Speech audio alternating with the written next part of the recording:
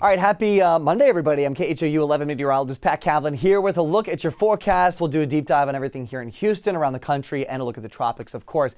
Hot day for us today, but pretty close to where we should be this time of year. Got to 94 degrees this afternoon, just after 1:30. Normal high this time of year is 93. Those afternoon storms really kept us from getting any hotter. If we hadn't seen rain, we probably would have made it to 95, 96, maybe even 97 degrees. Your sunset tonight at 8:26 p.m. That's the latest sunset that we see the whole year. We'll be stuck there as we go through the next few days, and then probably by next week, that sunset time starts to go back the other direction. All right, coming up this week, more storms in play. Not really tracking a severe threat, not tracking a flooding threat, just more scattered daytime, afternoon storms popping up here. And that's just the pattern that'll be in place for the time being. Look at what the temperatures did today. We got to 96 in New York City. So we hit 94 in Houston and 96 degrees in New York City today. So they actually had us beat temperature-wise this afternoon. And that heat will stay in place across the Northeast. So extreme heat warnings, heat advisories still up for places like Chicago, all the way to Maine. Down the 95 corridor into the Carolinas, a lot of heat setting up shop here. In fact, look at the high temperatures that we could see across the Northeast tomorrow.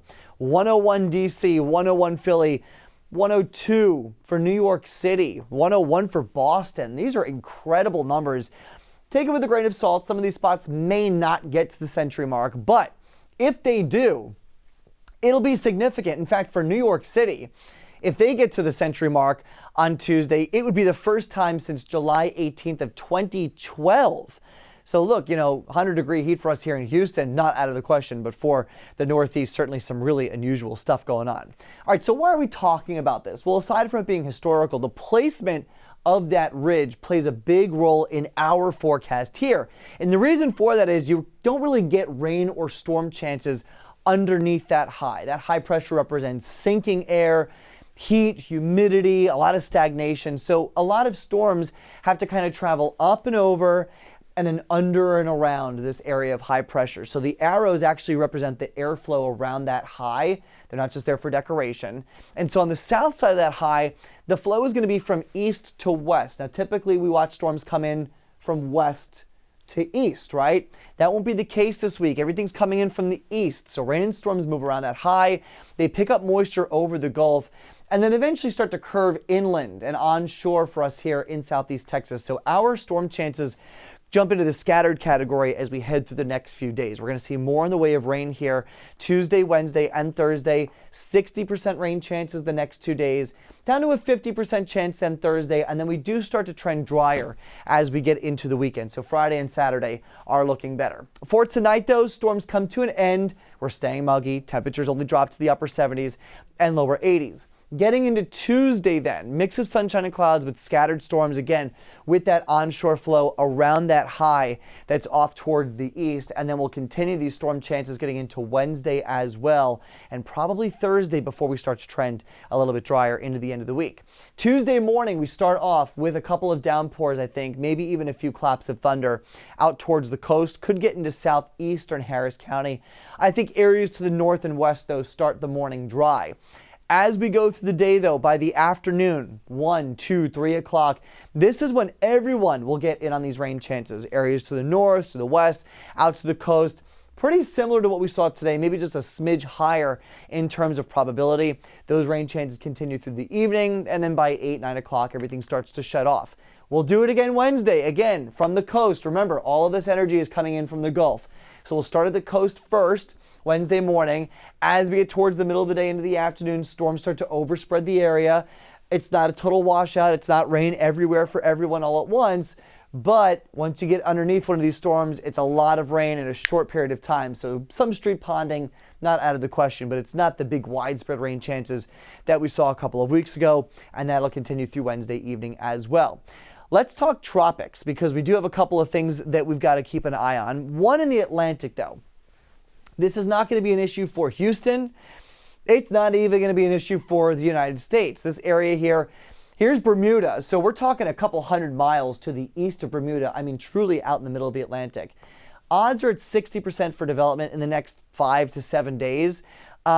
one, if it develops, it'll likely be a hybrid system because it's so far north, and two, this is not going to impact anyone. Now, the reason why we're a little unsure, uncertain of development is because, so the area is right in here, and that's where we're going to see a lot of wind shear as we go through at least the middle part of the week. So with that high wind shear, I think that's really going to put a lid on potential development, at least in the near term.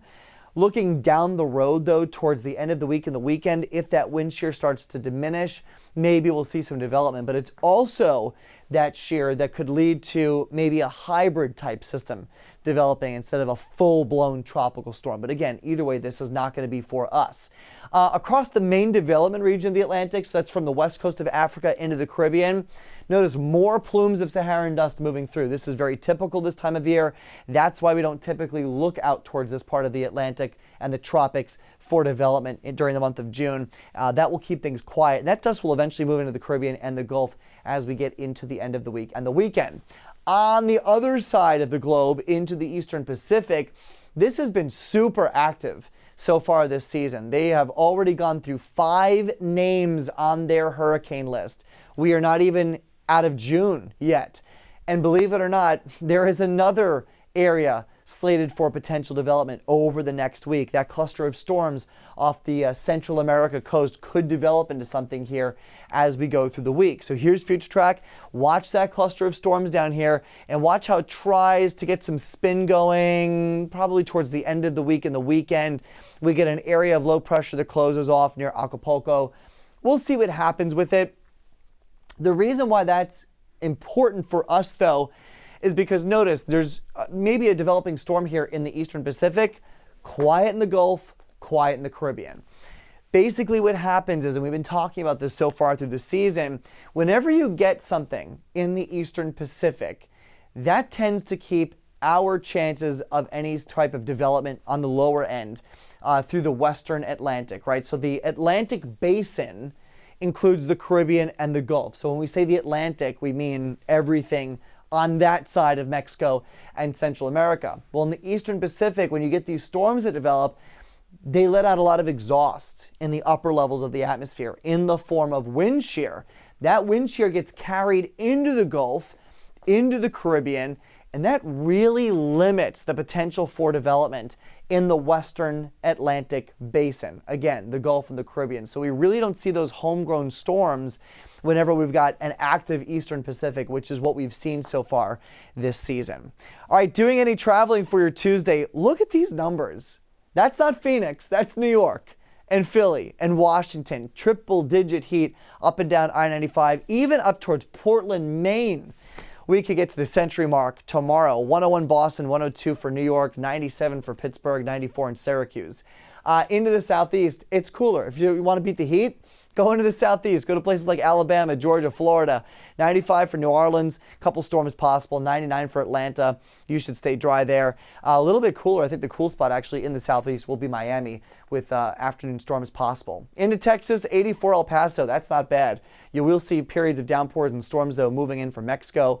Central, North Texas, into the high plains, Panhandle of quiet. And for us here in Southeast Texas, again, couple storms. Chicago, storm chance 90 degrees.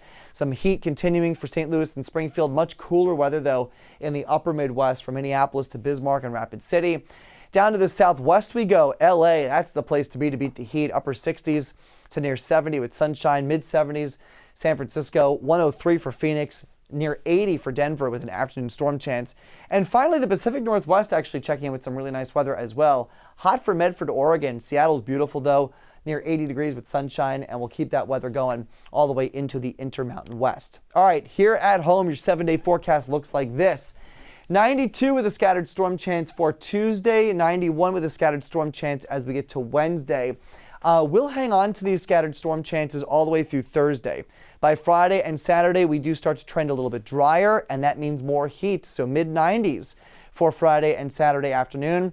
Saturday is the big Pride Parade in downtown Houston. Expect road closures, street closures.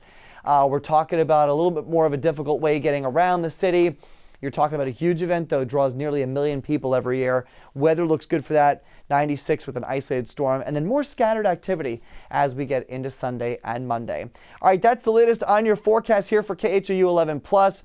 Join us again at 10 o'clock on KHOU 11 News at 10 for the latest in the forecast and on any storms that are happening on radar. We'll hope to see you.